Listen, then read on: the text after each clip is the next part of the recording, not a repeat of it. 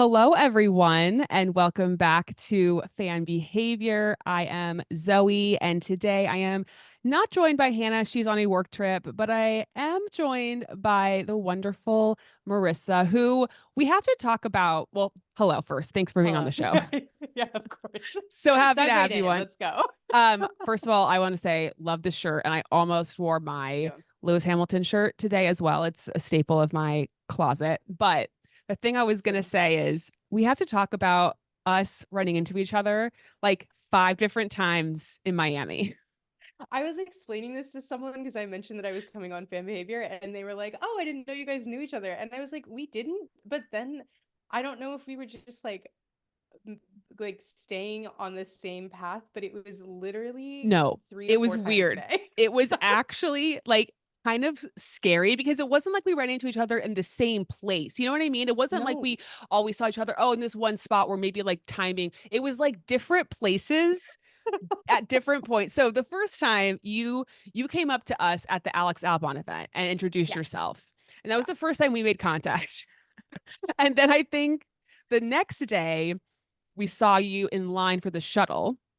Yes, with my dad, Yeah, we're like, which oh, like hey, that's cool. Like we met her last night. That's so funny. yeah. And then we saw you again the next day, like I think maybe right outside the F1 Academy paddock. Yes, It was outside the like, paddock. hello again. I It's mean, like, "Hey." this is a weekend where there's like hundreds of thousands of people, and we managed to see each other so many times that I just felt like it was really destiny I think for so it was the too. universe saying Yeah. something.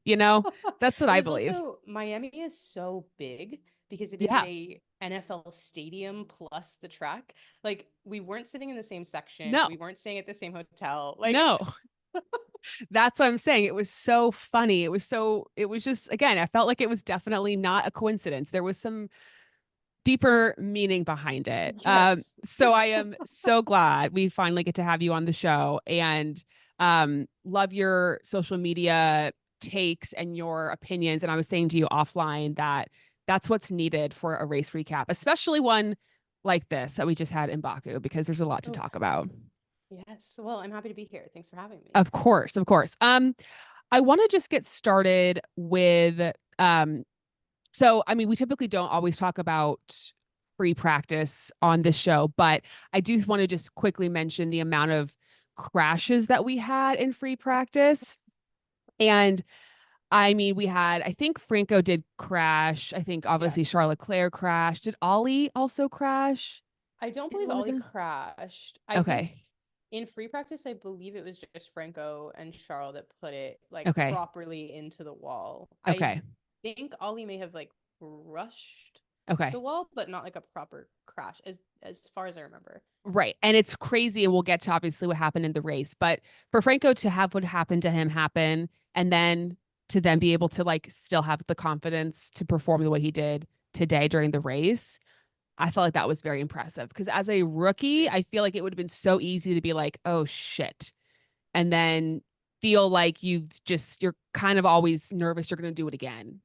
Yeah, I think with Franco, something that has been so impressive to me in general is that you're coming in on maybe the worst possible entrance to Formula One, given that there's no seat for you when it's over. You are taking someone's seat that has already had a bit of a PR nightmare surrounding the team and the way that that's been handled. You're getting the accusations of buying your seat because of your sponsors coming in. And there's just pretty much everything against you. And his energy has just been like, so happy to be here. I Yeah. am the cutest person you'll ever meet.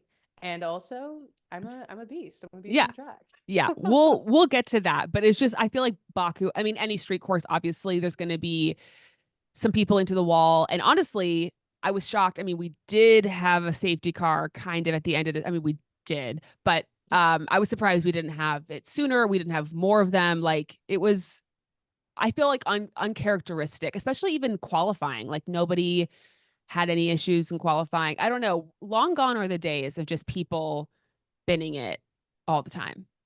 Yeah, I was surprised we had less. I figured because the race was 4 a.m. my time, I and I know. Ugh. consciously was like, I'm gonna watch it delayed, mostly because I was expecting red flags and stops, Yes.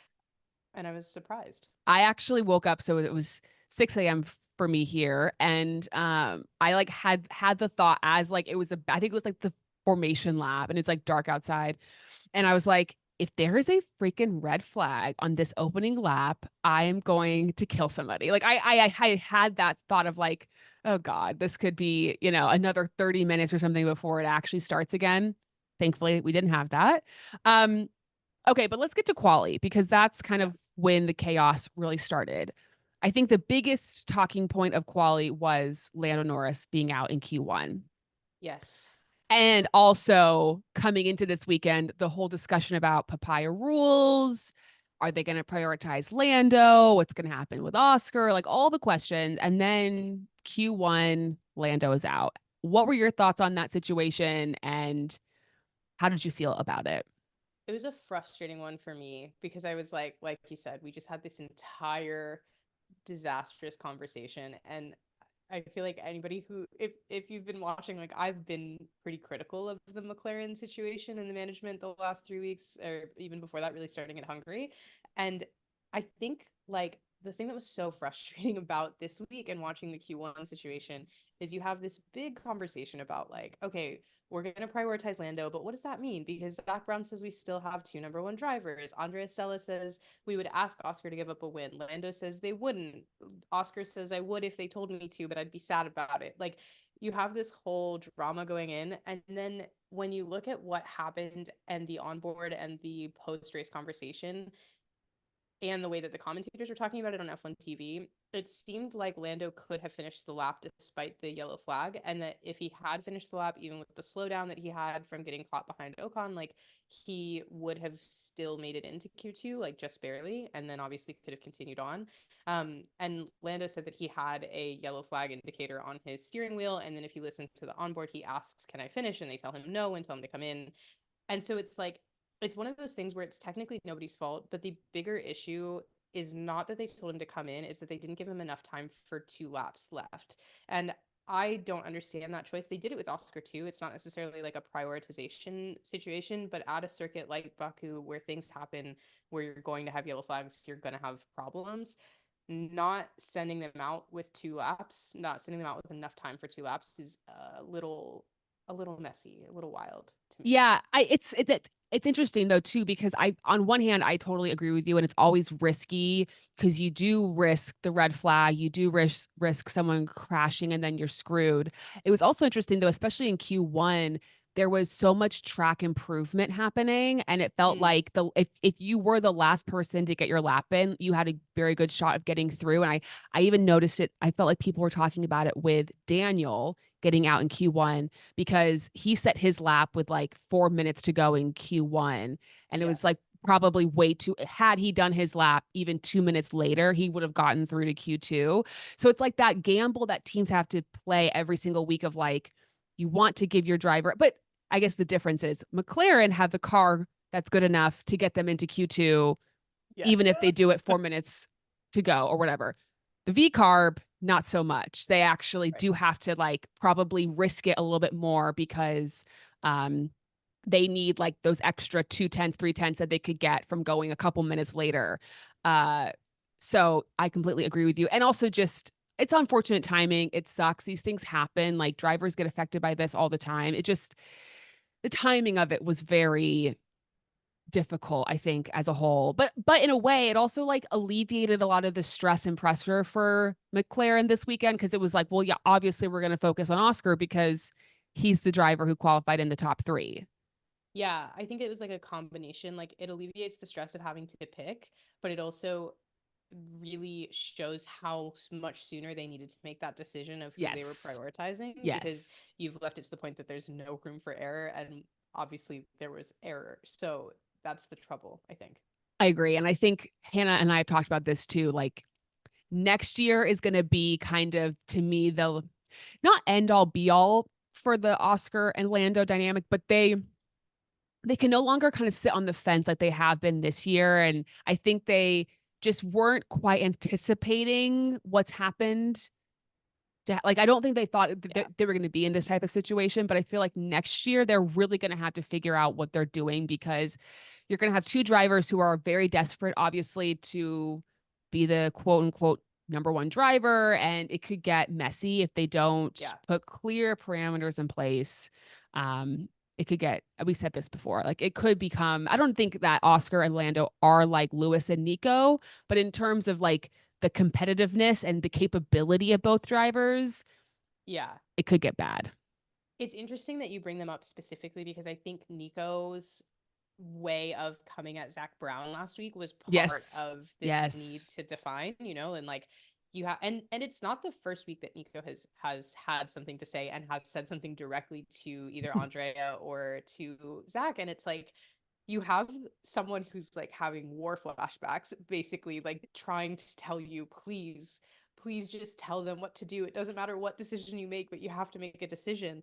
And nobody's listening, to the point that now you get to this situation. And I think also the bigger issue is that I think at the beginning of the season, Oscar was not driving to a point that they needed to define a first Exactly. driver. And Exactly. so now that they've gotten to that point, it's like, okay, so now we have to pick, but like we were hoping we wouldn't have to. We were hoping everybody would just like get along. Exactly.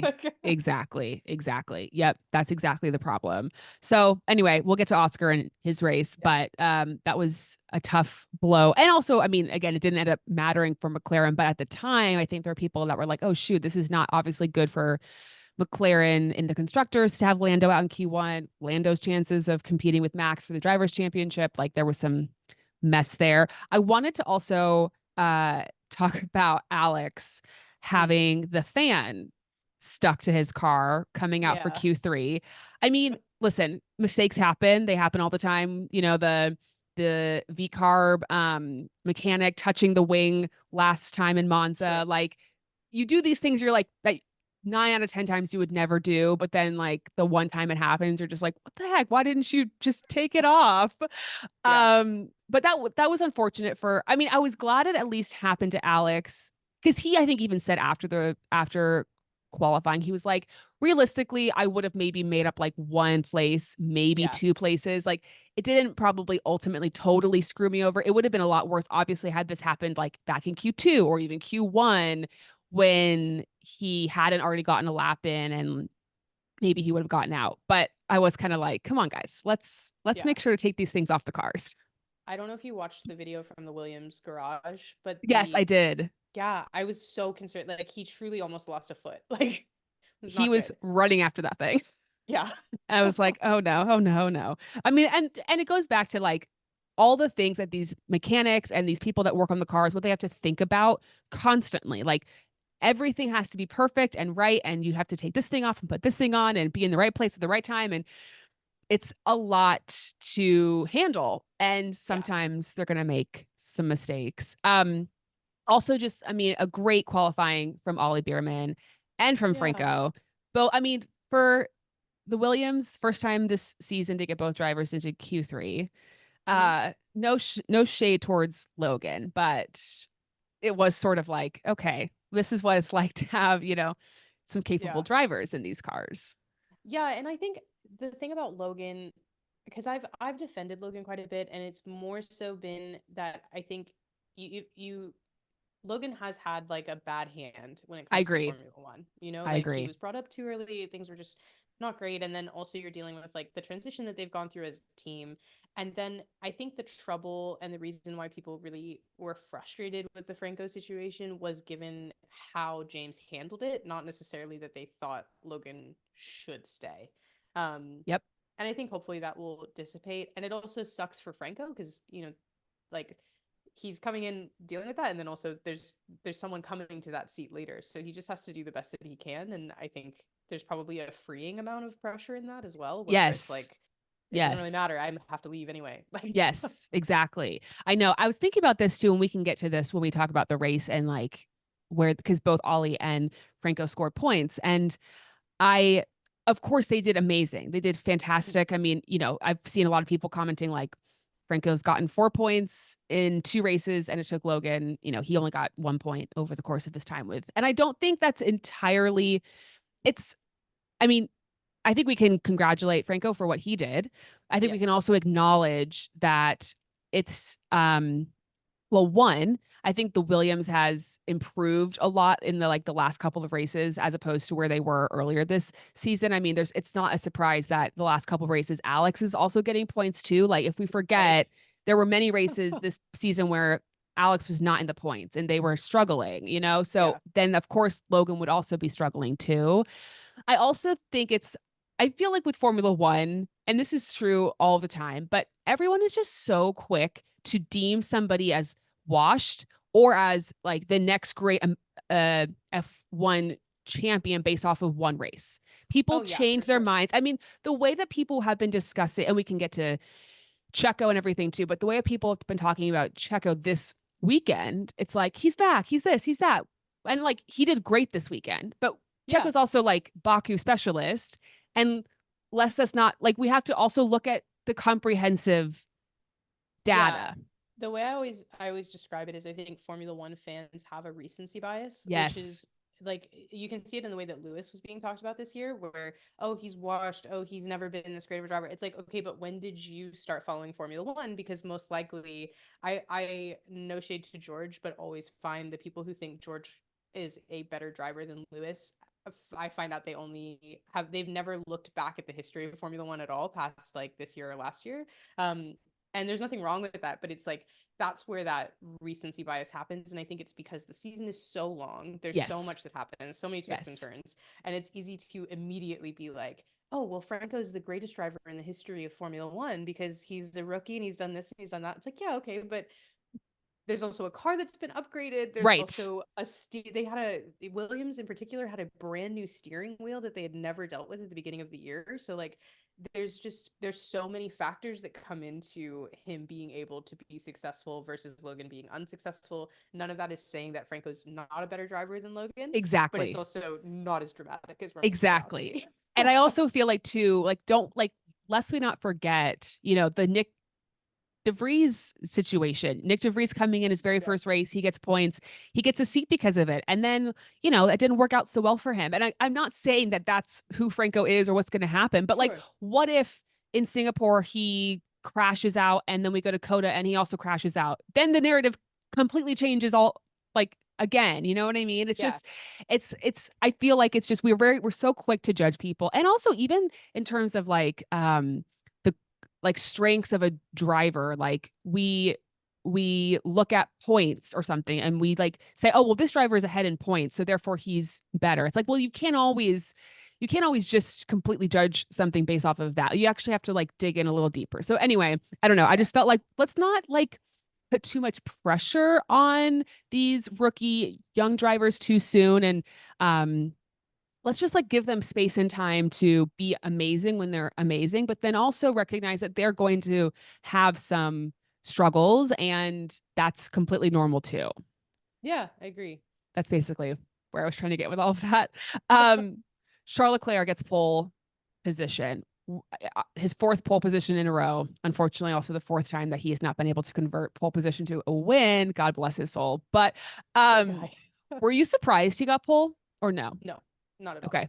Okay. I kind of felt like it's similarly to what you were saying about Checo being a specialist at Baku. There are certain tracks that certain drivers are just very well suited to, and Baku is one for Charles when it comes to like lap pace, single lap pace and qualifying. And I think when we look at someone who has it 4 years in a row with four different builds of a car, like it's something that he's very comfortable with at that track. Agreed. And yeah, I mean, Checo obviously did really well this weekend. The first time he's out qualified Max this Yeah. season. As we said, I mean, didn't they say that like Checo was the most, I can't remember what words they use, but like, isn't he like the most successful driver in Baku? It's yeah, I'm trying to remember what they said something along the lines of like most Most like I think he's podiums? had the most podiums or most finishes or like it's something along the lines of like top 10.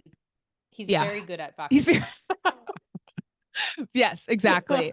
Exactly. So it wasn't entirely surprising that he outqualified Max and stuff, just again, given how well he does here. And it has been interesting, and we can maybe get to this later. Like, you know, Max has really fallen off the last couple of weeks, and it's just been a weird, like, it's just weird, the Red Bull Yeah. situation as a whole. But I kind of felt like maybe Checo could get pole here. Like, it wouldn't have shocked me if he had done well here. But I mean, Charles Leclerc, he's not just a Baku. qualifying master. He's just like a qualifying master in general. I feel like he manages to get, I feel like people talk a lot about his pole to win ratio and how bad it Yeah. is.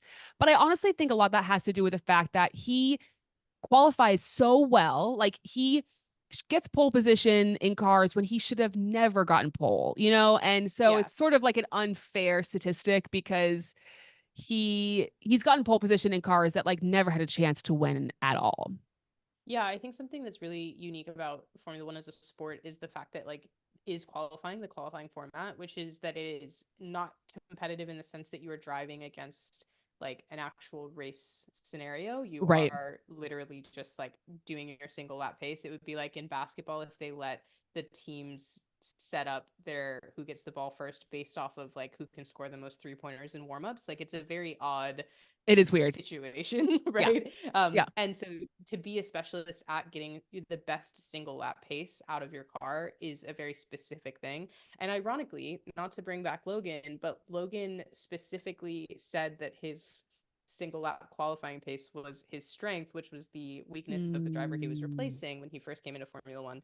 And so you can have, which obviously did not end up being the case, but that's not the point. The point is like I think some drivers qualify really well, and then they struggle to maintain the lap pace across the entirety of a Formula One race when you're in a situation like being in dirty air for as long as Charles was for this race. Exactly. And there's, I mean, a lot of other drivers who it's the opposite, who qualifying Yeah. is not one of their strengths and they're a better racer. And um, anyway, yeah, Formula One is just very interesting in that regard. I feel like it's just like, and then it's also hard to then compare and contrast drivers because it's like, what we're getting at is it's complicated. Anything else from qualifying before we get to the race? Anything else you want to touch on or talk about?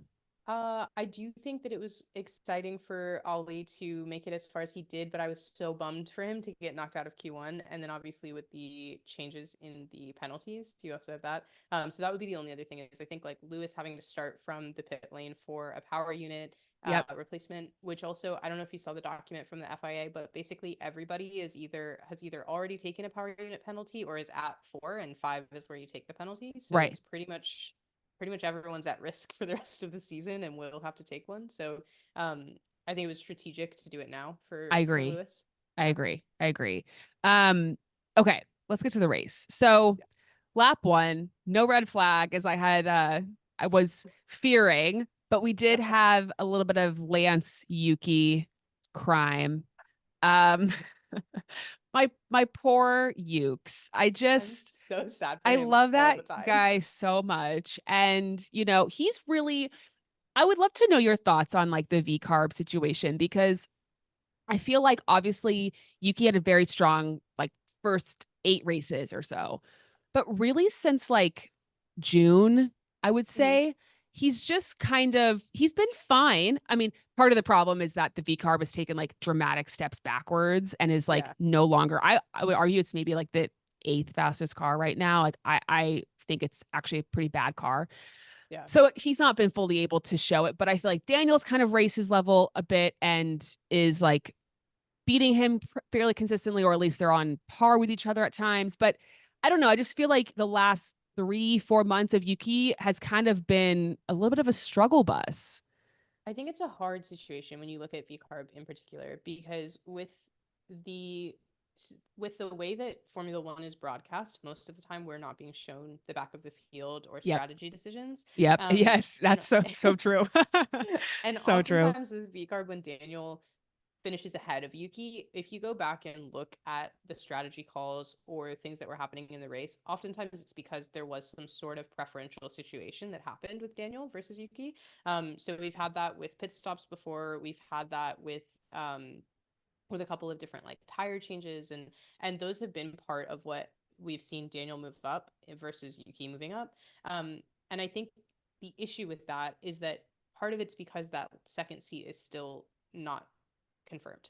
Um, what sucks for Yuki is that I think he's never really been in the conversation of moving up to the other Red Bull seat, and he's confirmed to stay at VCarb for next year. And I don't think even if they were to move Checo out of that seat, I don't think Yuki comes into that conversation either, No. which is frustrating. Um, I think The thing with Daniel is to not have a recency bias. I think he was a great driver before he went through his entire saga with leaving Red Bull, with going to Renault, then going to McLaren, then being dropped from McLaren, taking a year off, coming back in. Right. And I think he's really important to the Red Bull stable for marketing dollars and for making sponsors happy. And that is a value add. But I do think he is past his prime as a driver. And I think, unfortunately, I do think Yuki is like at the top of his prime, and because of the situation that they're in, trying to decide like what to do with Daniel. Is he worth the money and the loss of points? Can they get him to a point where he can be worth the points and the money, and do a good balance? A lot of times that leaves Yuki getting pushed to the side because they kind of in their minds are already looking at the Honda money's leaving. If they keep Yuki, it would be because of Yuki as a driver, not because of the money that comes from sponsorship. Um, and I think that's the part that we're seeing in the performance, is that I think the team is trying to figure out, can we make Daniel drive to the point that he can still bring a value add to this team in terms of on track when we know what he brings monetarily. And because of that, they're trying to figure that out, because they're not in a situation where Yuki's, fighting for a great position in the drivers' championship. It doesn't affect them to sacrifice Yuki to try to prioritize Daniel and see what he can do. Um, and so I think sometimes, obviously, this is a totally different situation. Lance Stroll just sort of yeeted himself into into Yuki's side pod, and that's troublesome. And that's not like sabotage, but it's just, I think right now they're focused on, what are we doing at this final seat? Do we get rid of Daniel and the money that he brings, and do we bring Liam in for the performance, or do we get Daniel to a point where he's worth being here? Yeah, that's interesting. I pay a lot of attention to the Daniel Yuki situation because I'm a fan of both of them. Yeah. And a lot of people will joke, like in Hungary, for example, Daniel had the better qualifying, but got completely screwed in Yes. the strategy. And people continuously joke, they're like, whatever driver qualifies better gets the worst strategy. And like it's just like a trade-off of like, okay, one driver this week gets a good strategy. Who's it gonna be? And like what, but it's only gonna be one of you, you know? Yeah. And even when, unfortunately, when Yuki DNFs, they're just like, Daniel, we're gonna leave you out here for a good 50 laps. And you know, have a good time out there. Good luck. Good luck. But yeah, and to your point too, like I think Yuki is a very strong qualifier. And I think if we look Mm, back on like the V carb in the early half of the season, he was qualifying extremely well. And then he was just like able to just like kind of hold position. I don't feel like the V car yeah. was a great like race car. I wasn't able to really overtake, pass well, but he could just hang in the spot. And that's how he was like, I think he got, I mean, obviously a majority of his points like in the first couple of months of the season. Mhm. And I feel like when you actually look at like the race pace part of it, I think Daniel's a better racer. I think he has better race pace. I think he does better like over the course of a entire race distance, but he's not qualifying as well, which I think then affects performance. And so it's like harder to judge and harder to figure out. And I don't know, this might be kind of a controversial take or opinion, but I think Liam deserves a chance in Formula One, but I'm not a full on like believer of the Liam Lawson experience Yeah. quite yet. Like I would be very curious if he got a full-time race seat to see how he actually performs over the course of a full season. I think with Liam, I do think he would perform well, but I also think that that's because he is very hungry and also has this energy of kind of like a dream denied type of situation right now. Because when he came in for Daniel and then was performing as well as he did, he sort of, there was a situation where Daniel was not necessarily under contract to come back to that seat. He was also a reserve driver. And so there was no rule that said Daniel had to come back Right. and take that seat back. And so I think Liam felt like he was performing to this higher level, and that keeping that seat was something that he had earned. You could argue both ways on whether or not that that's the truth. Right. Because yes, he did knock Max out and out of qualifying, and that's great. That's exciting. That's a great resume item. But Yeah. it's also, when you talk about like the way Red Bull works, not necessarily a great resume item that you knocked our best performer out of qualifying. Right. So it's I think it's a balance. And I think the thing that Daniel, for me, it's hard to watch, is that I do think like the light behind his eyes is kind of gone. He's Mm. just not he's just not driving and performing in the way of like he still believes he can win a race or that he still has Right. something left in the tank. Right. Whereas I'd be excited to see Liam, Because he's who more has hungry. everything left to prove. Yeah, Sure. exactly. Yes. Yes. Exactly. I don't know how this got onto a conversation about Yeah, them. I guess Lance running into Yuki. I yes. don't actually really. I'm not actually. It did sort of feel like it seemed just like a typical lap one incident. I don't think any driver was like super at fault. Obviously, they didn't end up going to the stewards or anything for it. But unfortunate for both of them. Yeah. Um, and unfortunately, Yuki 2 races in a row to DNF. So here's coming back to Singapore a lot better. But let's just get to the like real meat of the race, which was the battle for first between Oscar, Charles, and kind of Checo, sort of, but really it was Yeah. Oscar and Charles Leclerc who were battling it out. I was on the edge of my seat the last whatever it was, 25 laps, 30 laps. I'm not even Mhm. sure how long they were racing. It felt like it was forever. Um, what did you think was going to happen? Did you think Oscar was going to hold on?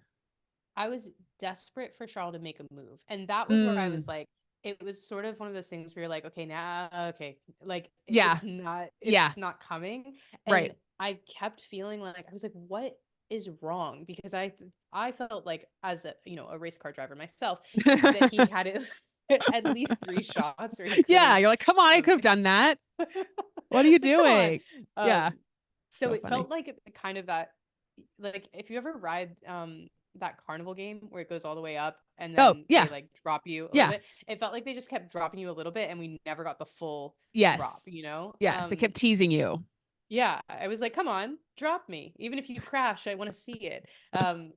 So yeah, so We did I get a didn't think crash. We did we get a did crash. we did get a crash. I didn't think Oscar was gonna keep it, but I think that was because there's so much tension surrounding McLaren right now that it was like you almost kind of wanted to see basically the points going into this situation. If Charles Leclerc had won the race and Lando had not fought himself back into the points, Charles would have passed him by 1 point in the driver Yes, standings. yes. Um, and so as someone who just loves good competition, I do kind of want to see that three-way race for the title. Um, but whatever, it's fine. There's still, listen, here's the thing. Like we always say this too. There's 7 races to go and a lot could happen because we don't know what's going to happen at the next race, Very right? true. Like people Yeah. could DNF, Max could DNF, Charles could win. I mean, like anything could Yeah. happen that could completely change it. Um, and Oscar winning, and then obviously Checo DNFing and everything, pushed McLaren ahead in the constructors. Um, so, which is obviously like a massive change because we haven't had anybody but Red Bull leading the constructors in a very long time. Yeah. But yeah, it's funny. I'm a Charles Leclerc fan. He's one of my favorite drivers. And you would think that I would be like really rooting for Charles to have won that race. But in a weird way, I felt like Oscar was kind of not cheated out of a win in Monza Yeah. because it wasn't cheated out of it. I mean, it was totally like I think Ferrari just had better strategy that day, and Charles deserved to have won. But there was part of me that was kind of like, okay, I'm kind of looking forward to Oscar winning here after not getting the win in Monza.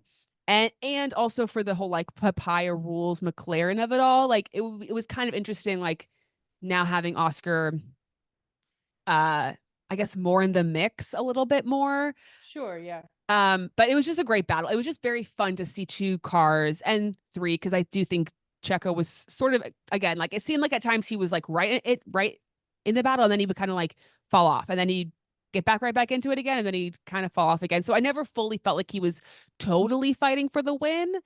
Yeah. But it was still very fun to see so many cars like all close together fighting for the win, especially after the years we've had of just like Max Verstappen 30 seconds ahead down the road. Yeah, and I will say on the Checo side of things, I do think Lando Yes. successfully managed to help keep. I think if that moment of, I think it's maybe a second and a half, 2 seconds that he was able to back Checo up, Yep. where he was asked to do so if he could without sacrificing his own race. I've seen a lot of people's response to that being very negative, but I really don't think it affected his race. No. Yeah, so in my opinion, I think it was fine, and I think it was a good teammate moment. And I think if he Yes. had not done so, I do think Checo would have been in the fight for first. Yes, I agree. Well, and also like let's we not forget. I mean, this happens all the time in Formula One. Like Abu Dhabi 2021, Checo did that exact same thing to help Max. Oh, You know, like Max. Exactly. this is a thing that teammates do. Um, I mean, back in was it? Yeah, I think it was Monza too. Carlos defended against Did the same. Oscar to Yep. protect Charles Leclerc. Like this happens. You know, whenever it can happen, it does happen. Yeah. It's not like some crazy thing. Um, Sure. the crash. So Whew. okay, so this is how I just want to share my sort of like process as we were watching these last handful of laps. So, you know, I'm seeing the delta between Checo and Carlos get smaller and smaller and smaller. I'm like, damn, is Carlos gonna pass Checo for this last podium spot? Because, you know, we didn't even talk about this. Like Checo passed Carlos at the very beginning of the race because Checo Mhm. was actually in fourth. So, like, is Carlos going to get his spot back? Is he going to get this podium? And it's getting closer, closer, closer. But at the same time, Checo's getting closer and closer and closer to Charles. I'm like, oh shit, like this is like crazy. Meanwhile, Oscar is now kind of pulling away. And, you know, we see Checo make the move to try to pass Charles. Then Charles repasses Checo. And in that sort of scrap, Carlos manages to kind of, it's a lot of C names. Carlos manages to pass Checo. And then all of a sudden, bam, they're in the wall. Yep. Now, initially, I don't know how you read it. Initially, as I'm seeing it live, no replay, nothing, I felt like it was 100% Carlos's fault. Oh, I thought it was Checo's fault. Okay, that's interesting because Yeah. then when I rewatched it, then I felt Mhm. like, oh, actually, maybe, well, then I was like, oh, this could be Checo's fault. And then I ultimately landed on, which is also what the steward landed on. This is a racing incident. I don't think anyone's Yeah. actually at fault. But okay, wait, why did you think it was Checo's fault at So I first? think it's partially the issue is that this is not the first time that this has happened with Checo, where he has fully crashed by not backing out of a Mm-hmm. situation that like he's the one with the visibility to be able to back out of. I think Right. if you looked at it like Carlos is, and again, like this, like you said, the stewards ultimately ruled it a racing incident, and this is like me trying to assign blame if you had to. Right. This is not Right. like actually Right. blame, right? Yes. Yes. Um, so the big thing with that is if you looked at it, Carlos was not only passing Checo, but then he was chasing Charles. And I think at that point, when you're looking at it, Carlos is focused on the car in front of him, and also he cannot necessarily see that Checo is coming up the way that he did because Carlos is getting back on the racing line, Checo is coming up the inside line, and then obviously he sees Carlos coming and doesn't hit the brakes in any way, shape, or form. And so for me, I was like, in the moment, I was like, why did he not hit the brakes? Like Mm. you knew there was no way around it. And also, if Carlos had hit the brakes, like he would have had to have swerved. It was a situation where I think just like everybody was going the wrong direction. But for me, on Checo's side, the issue is that this damage, we found out in Monaco after that terrible crash with Kevin Magnussen, that if Checo crashed and totaled the car again, they wouldn't be able to bring the upgrades that they planned for the rest of the season. And so if I'm Checo and people are consistently talking about how much like I'm leading the deconstructors championship. I've caused the most damage. Um, people are constantly talking about how much I need to be kicked off the team, that I'm not helping Max, and that also we know that we're now in a battle for constructors because of how many races Checo has not performed in. The last thing I'm doing is crashing. The last thing I'm doing, even if that means I'm going to lose a podium, there's no way I'm putting it in the I okay, lots to unpack here. wall. Okay, so yes, to your point, I think when I was watching it live, all I saw, Mhm. I didn't see because obviously it was happening so fast. I didn't see Sure. the wheels catching each other. Like I didn't see, so I felt like it was Carlos like almost turning into Checo. I didn't Mm. realize initially that it was because of Checo catching Carlos's wheel that's what caused Fun him. Carlos Yeah. to turn in. And yeah, to your point, like when you watch the replay, you know, Carlos is the car in front. He was like a half car length in Yeah. front of Checo. And I feel like everything we're kind of told about Formula One is like, if you're the car ahead, you are entitled to the space and like you're Yeah. entitled to the racing line. Um, but also I felt, and where the stewards landed was like both drivers could have done more to avoid action, like to avoid this consequence, which I think was true. Now, to your Yeah. point about Checo, I obviously it's so complicated for him because on one hand, he's having a great weekend, right? The best weekend he's Mhm. had I mean, he has not had a podium since China. He has Yeah. not even been in the top five, finished in the top five since Miami. Okay. Like, it's been a long time since he's had a top five result in a Formula One car. And all of a sudden, here he is, like fighting for a podium spot, potentially a win, all this stuff. So, and I think there's a feeling of like, I'm fighting for my future and proving myself on this team and all this stuff.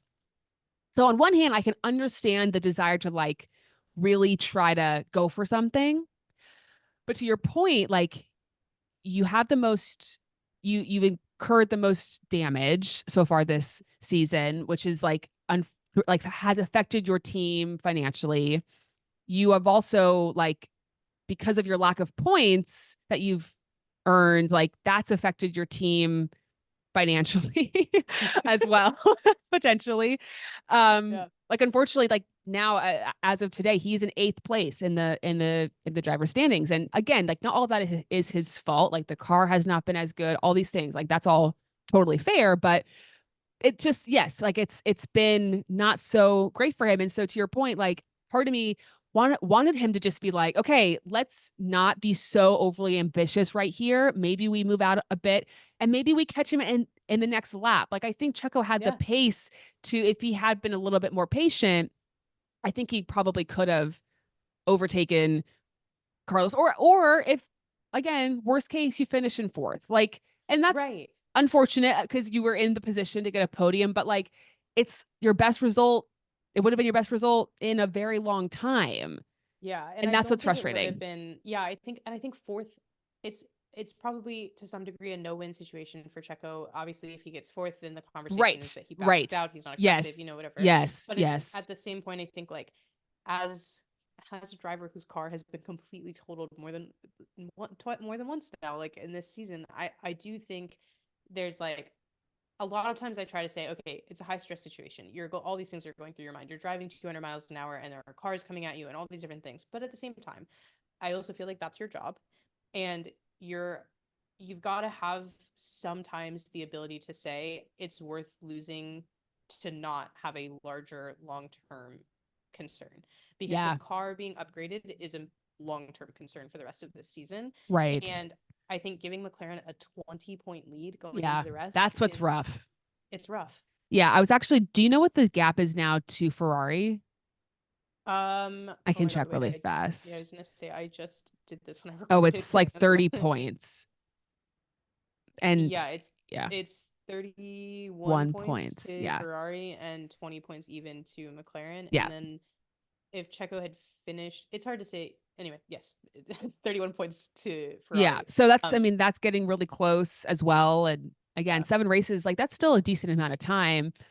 So I don't know. I agree with the stewards that they should not have penalized either driver. I don't think it was worth that. I think when you actually like break it down, both drivers were racing hard. They probably both could have done things to avoid the situation, but yeah, ultimately, but to your point, I felt like, Checo had a lot more to lose in that situation than Carlos did. Like I agree. Carlos, Yeah, there's nothing really like, I mean, yes, he's trying to help his team do better in the yeah. constructor standings and all that stuff, but like there's more on the line for someone like Checo. And so yeah, that was tough to see, but that then led George Russell cleaning up the scraps to get God, a podium. And it's funny, it's I've seen a lot of people on social media claim like George is the luckiest driver ever because he obviously got the win in Austria after Lando and Max crashed. He gets the yeah. podium here, but we have to remember that George also got disqualified from Spa after winning a race. And he won't let it go. You He know, will not let it go. but How many more times am I going to hear about how much he needs to eat a sandwich before a race? Like, we get it. So, I think yes, he has gotten lucky, but I Yeah. also think he's also been unfortunate on the other side of that luck as well. Do you know about the interview he gave after quali that is like very witchy? No, what do you say? Or Oh my maybe I saw it. What do you say? he qualifies fifth and they ask him in the post quali conference, like, what's the best case scenario for you Oh, tomorrow? yes. He says the top four For crash and we crash. win. Yes, I did see that. Yeah, he Yeah. got pretty So close. He was yeah, close. good. Yeah, very cool. Um, but I feel like honestly, what was the most maybe glaring or should be the most scary for a team like Red Bull is the fact that that Lando was able to pass Max after Yeah. starting in 15th, that he got all the way up there. And I know Max has talked about like his setup wasn't quite as good for this race as maybe it had been in the past, and he's not as concerned going forward. I don't know if like right now, I feel like with Formula One, I don't really fully believe anything that comes out of anybody's mouth. Like, I'm just kind of like, sure, whatever. Like, Yeah. I'll believe it when I see it, and so I don't know. I feel like everyone's always hiding something. Sure. Um, Yeah. but I don't know. I'll be very curious to see if where Red Bull ends up finishing the constructors this season and like what they do about it.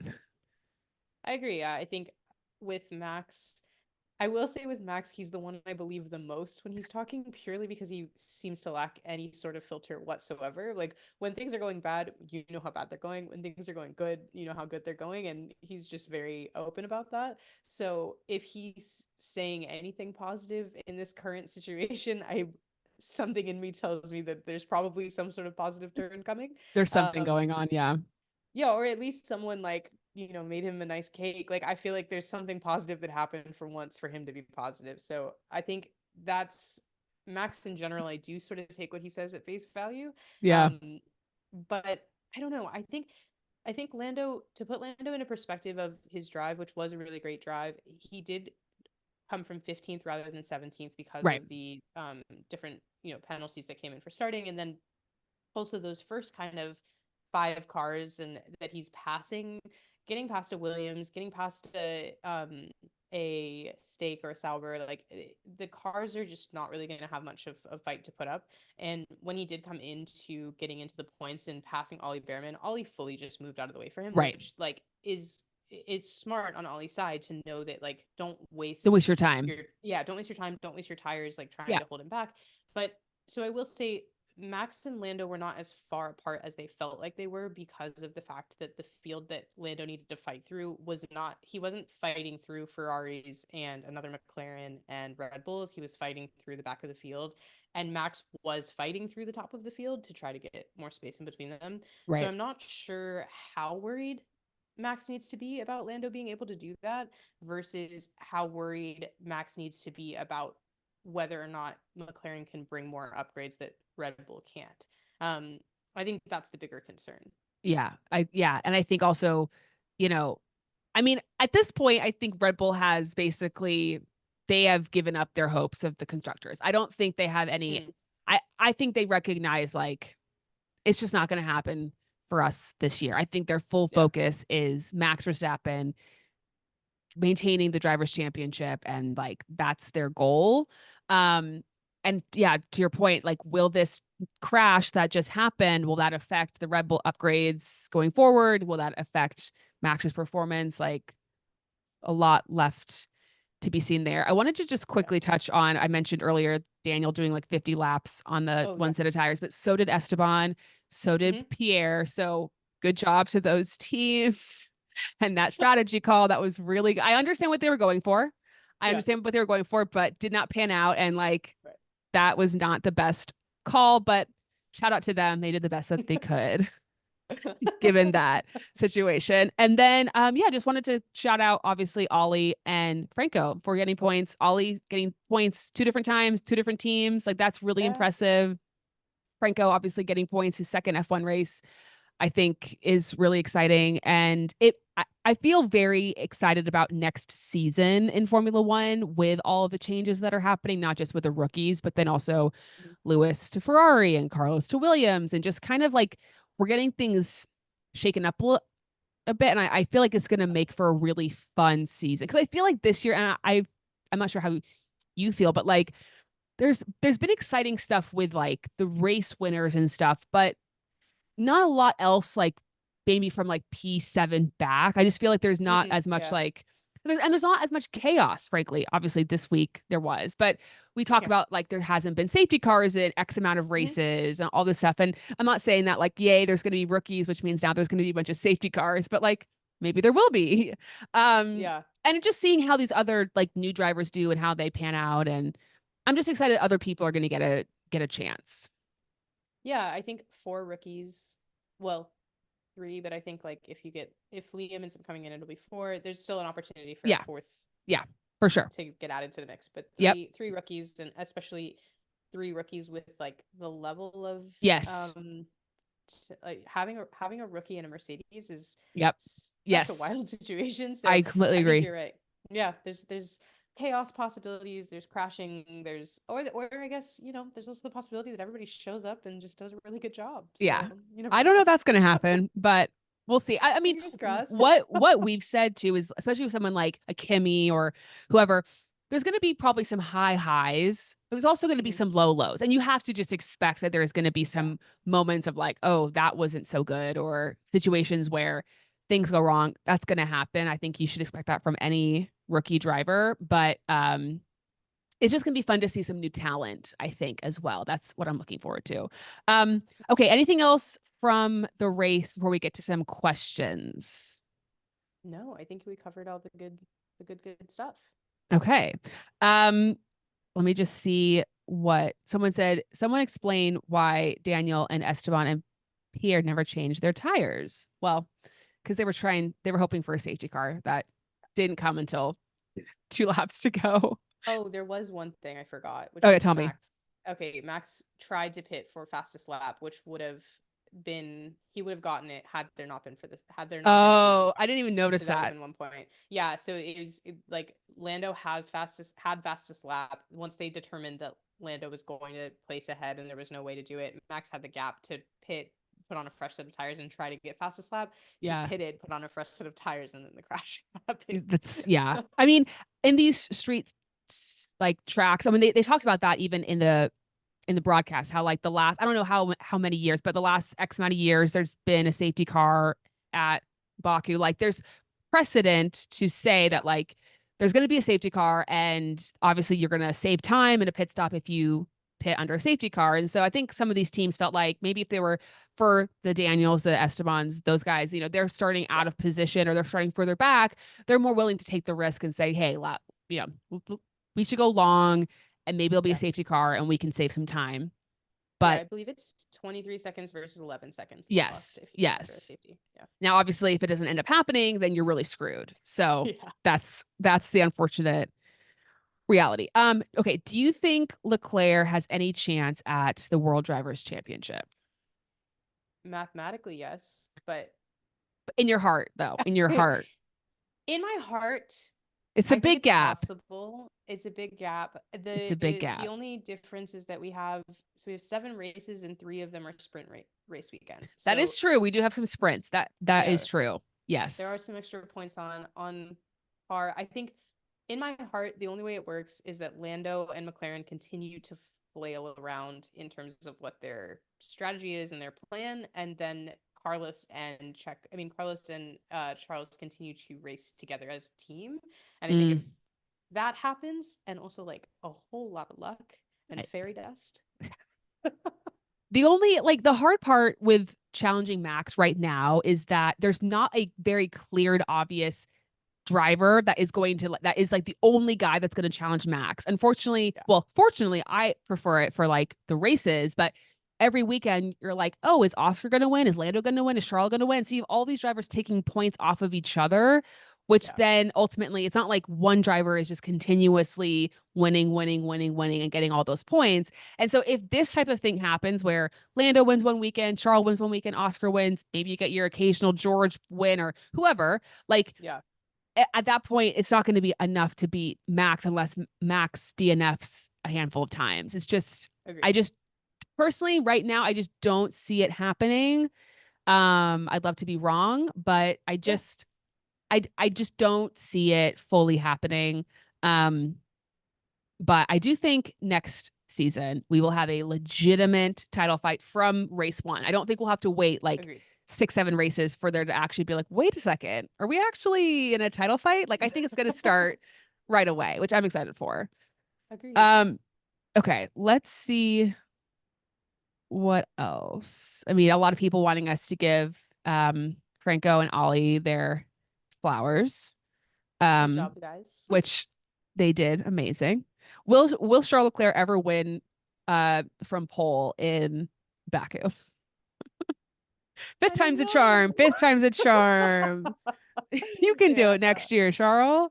I Maybe don't maybe know. after Lewis gives him a couple of tips, there may be a space. I do think we'll see there's a possibility of Charles really improving as a driver over the next couple of years under the mentorship of Lewis. So Yeah. I think like certain things like his lack of aggression today, we might see that kind of start to change. I Hopefully. So then maybe. it's interesting. I wanted to get your thoughts on the Charles Lewis situation for next year. I was actually thinking about this last night because I feel like Lewis has struggled a little bit this season in qualifying. I feel like that's been a bit Yeah, of like a struggle for him. And I think to our point earlier, like you can't fully judge a driver's performance based off of like their I mean, just because they might be struggling in qualifying doesn't mean they're like a terrible washed driver who can never achieve sure. anything. But the comparison between him and George in terms of quality results this year hasn't been like super favorable for Lewis. Hmm. But we know George is like, I mean, he's Mr. Saturday. He's a great qualifier. Like he's known for his qualifying abilities. But so also is Charles Leclerc. Hmm. And so I wonder how that dynamic is going to work next season. I'll just be very curious to see Lewis against a driver like Charles Leclerc because I think Charles Leclerc is extremely talented. I think he's a great driver. I think he qualifies super well. But I also think Lewis is going to like kick it into another gear next year. Whereas maybe right now he's kind of like the senior in high school who knows he's already in college. And so he's just kind of like, I whatever. I think I think this year the qualifying situation, there's 2 points to it that I'll make. One, I think George has been out qualifying Lewis, but Lewis has been out driving George, is the way I've been kind of viewing it. Yeah, Um, and I think that qualifying is great, but if you can't turn, like you said, Mr. Saturday, you can't turn your qualifying position into actual podiums, then it doesn't really matter how great you qualify, other than the fact that you'd be further down the grid if you were right. qualifying lower. Right. I think you should never have a situation like we've had multiple times this season where George is qualifying in the top three or top four, and Lewis is sometimes getting knocked out of Q3, and they're ending up the same right next to each other in the end of the Right. race. There's no world where that should be happening. On George's point. So I think with that being said, there's also the fact that we've seen Mercedes consistently use different setups for both of their cars throughout the Yep. weekend, which obviously puts Lewis at a disadvantage when, for some reason, his setup tends to be the one that they end up throwing out or that ends up being less favorable to the track. So all of that being said, I do think like Lewis is not necessarily driving to the peak of his ability this season, Yeah. both in qualifying and in the races themselves. And we did get to see him do such an incredible job at Silverstone, and we've seen glimpses of the driver that he is ultimately underneath it all.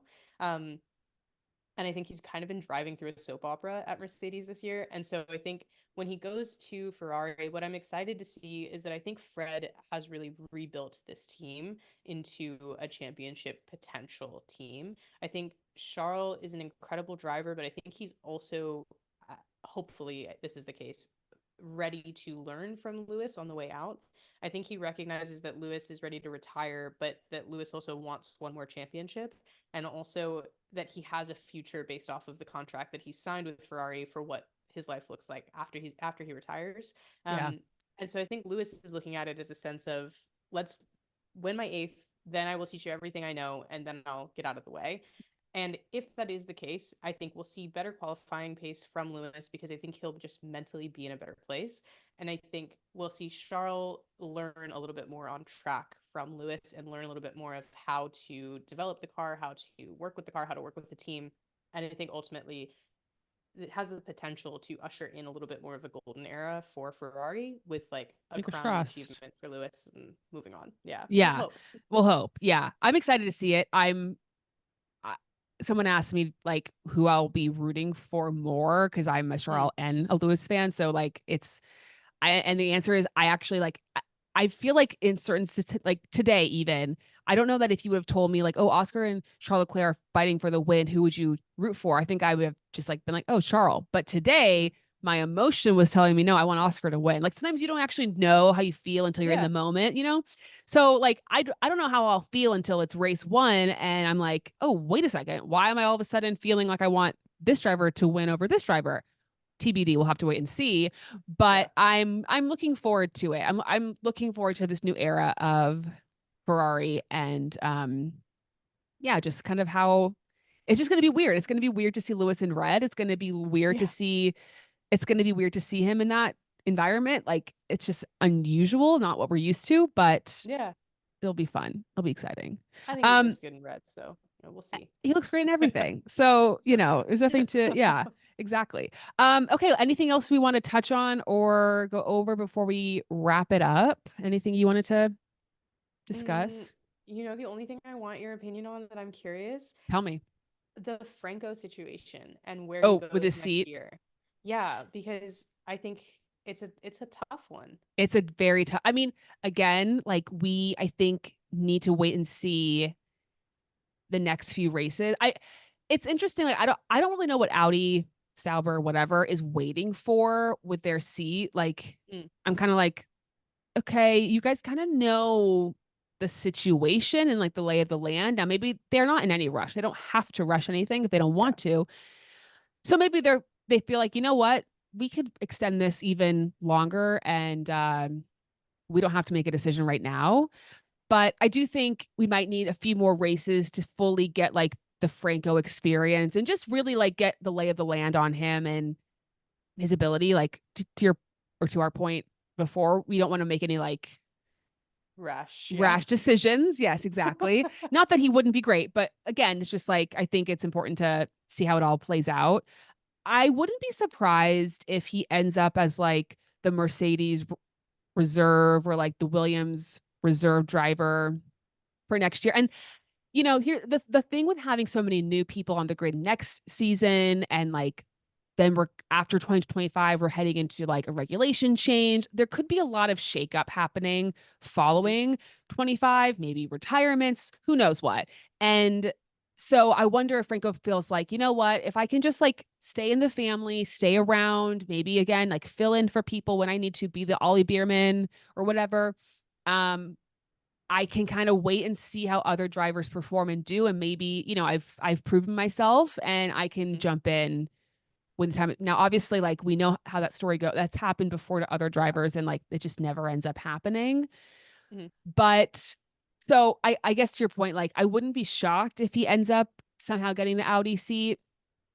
And the other thing that's hard too, so this is a whole other tangent, but like I feel like when a car is so bad, like the Sauber is this year, it is so Mm, terrible that it's yeah. it's so hard to fully judge and evaluate Valtteri's performance this year because the car's just incapable of getting point. It's just so terrible that you can't even I don't know that any driver would really be able Yeah. to do much with it.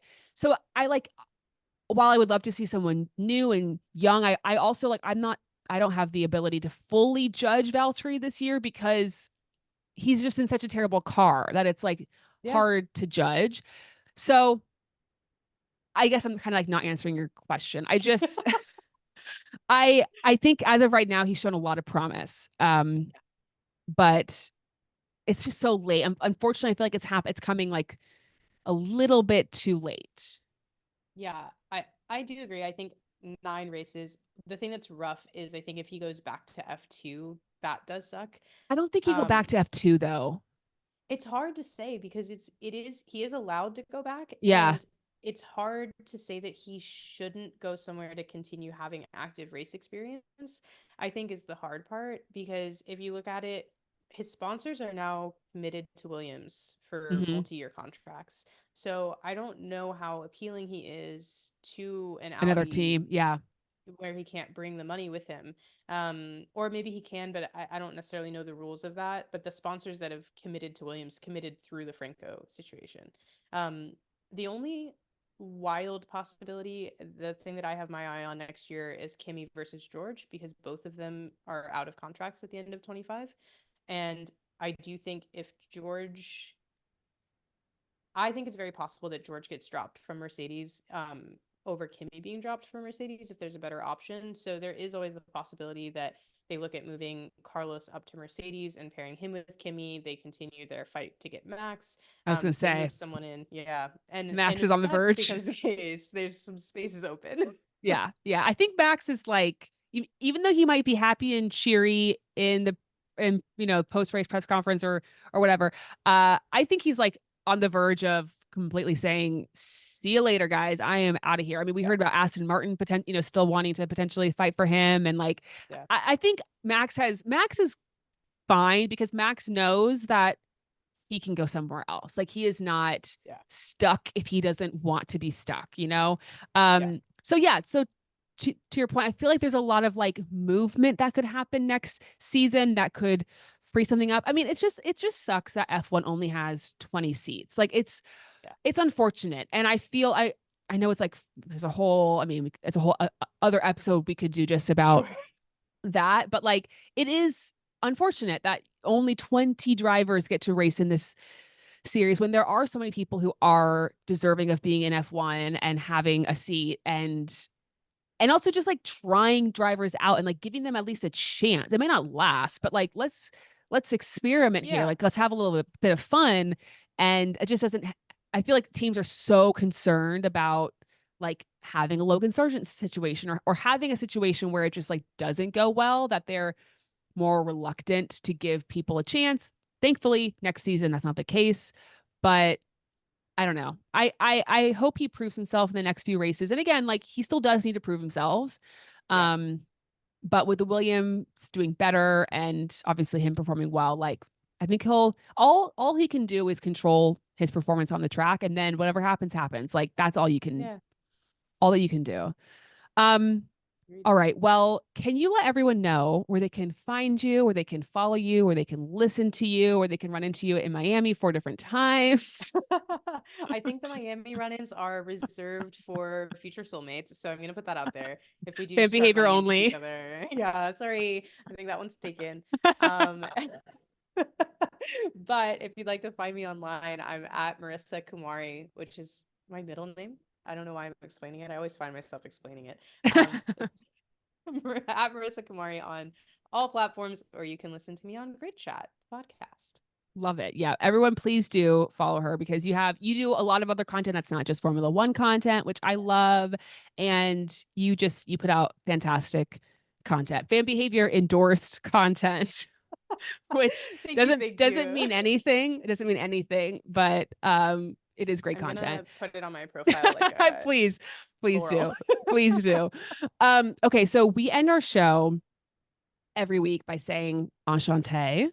Right. And so if you would do us the honors of just ending our show with an enchanté, we'd be so grateful. I would love to. I should have worn my enchanté merch, but enchanté.